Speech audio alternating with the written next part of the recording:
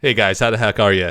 It's a great time to be alive, as they say. I'm in a great mood because I just got an original painting in the mail. I published that reveal video. By the time you see this one, you will have already seen that one. So today we're looking at sample cards, and we're going to feature artwork by Vincent Pompetti. Vincent is an awesome guy. He's an Italian living in France, as I've said before. I did an interview with him. You could go to www.collectorarthouse.com and learn all about Vincent's background. As I said, an exceptional, phenomenal person. Worked with him on a number of little projects here and things, and it's just a joy to look at his sample cards and see his work in sample card form on sorcery cards. So Vincent has done over 20 paintings, 20 paintings for sorcery. He has a ton of publications. He's one of the hardest working artists I know.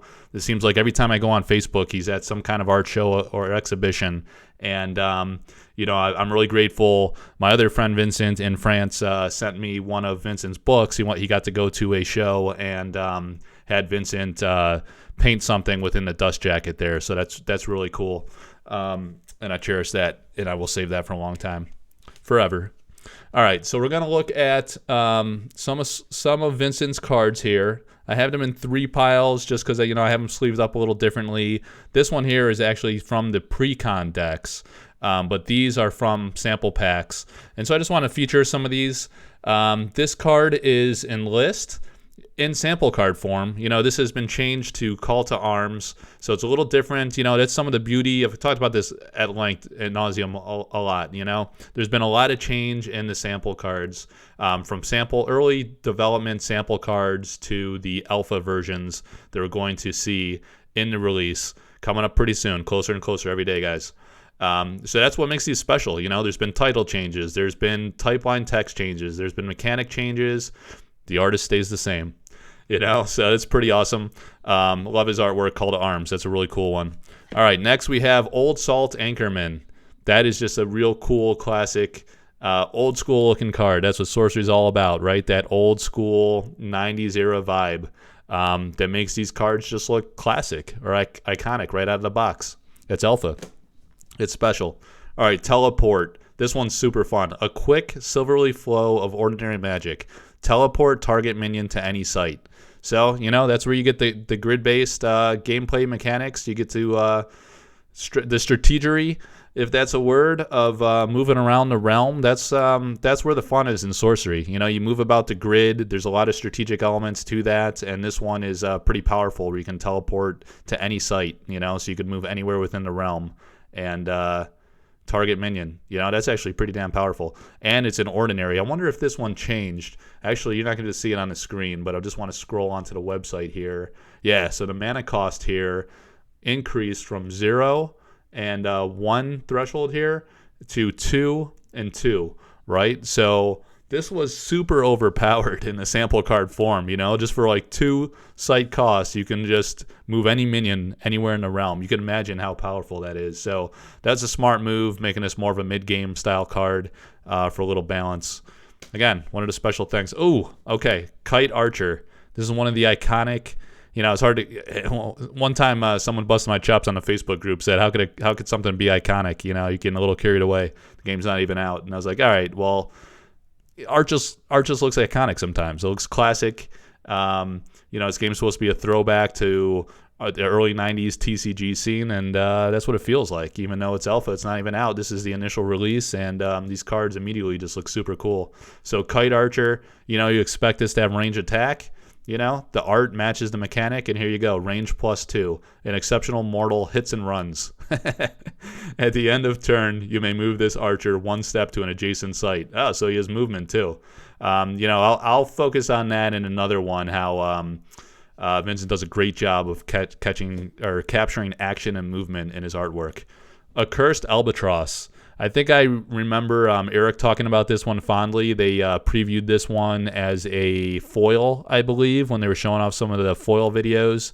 And this one looked really good as a foil. I'm sure they're all going to look phenomenal, but this is another cool, classic, old-school-looking scene. It's a shame with lighting and cameras. They don't come out just like they do. They look a little washed out, to be honest, because of my lighting. Maybe I can mess with that a bit. Hang on. Let me go to yeah, that might be a little better, a little warmer. Yeah, so it just looks beautiful in person. You just got to see it. Take my word for it. Here we go. Pirate Ship. This one is one of my favorite paintings and artworks by Mr. Pompetti for sure. And interestingly, he has that woman on the front of the ship there. Kind of reminds you of Elvira Polakowska did a Mariner's Curse that had a similar concept, but this is actually a pirate ship. And, this relates to some of the comic book work that Vincent does. He does a lot of comic books, a lot of books in general, illustrations for books. And that's true of a lot of artists. I know Alan Pollock has done a lot with Bane books. And several of the artists, they don't do just TCGs. They come from all different genres. And Eric's done a phenomenal job selecting a great breadth of talent for this game that makes it really special and fun to collect. All right, Sea Serpent. Again, I mentioned before, this is an underrated artwork per some of the community members, and I have to agree there. There's a lot going on, the action of the ocean, the movements.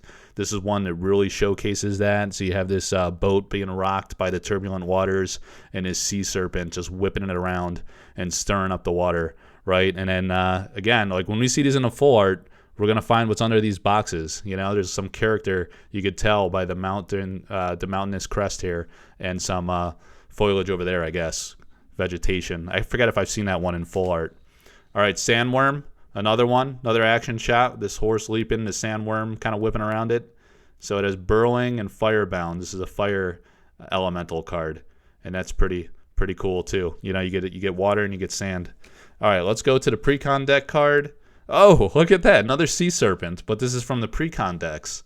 And, some of the guys are into collecting both the Precon versions and the sample pack versions to have kind of like a little mini set of the sample cards. So that's pretty cool to have one of each there.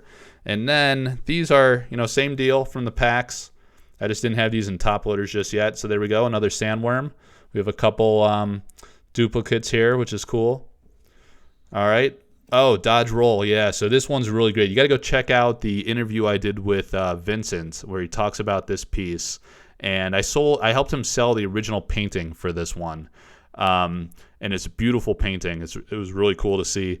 So the earlier version had this like elephant, and the elephant tusk was about to whip this guy, right? But working with Eric, he came back and he worked with Vincent. He wanted to kind of change this up, and you get this big like ogre-looking beast, and he's swinging this heavy maul, right? And then you have this little guy dodging and rolling out of the way, out of harm's way. So it says, ordinary, quick, and nimble magic. Target minion in harm's way moves to an adjacent location.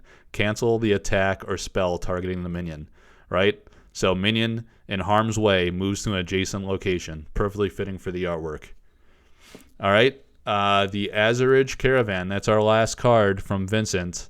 I think, if I remember correctly, I think I know who got the originals. Go to the Facebook group. You'll probably find the original painting on this one too. This is so it's really cool. A lot going on here. I like how he has some kind of like perspective going from, the forefront draws your eye to the large guy and the camel, and this kind of guy with his red cape. Draws your eye to say this is a fire deck, the red with the title box and the mechanic box, and just kind of like the perspective fading into the horizon there of this caravan group. That's interesting. Summon on 2 adjacent sites, occupies 2 sites.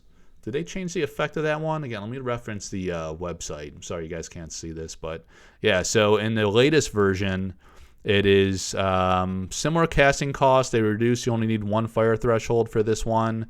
Power level's the same. It says an ordinary convoy of diverse kin and kind. So the type line text changed, and the new alpha version says has all elements and minion types.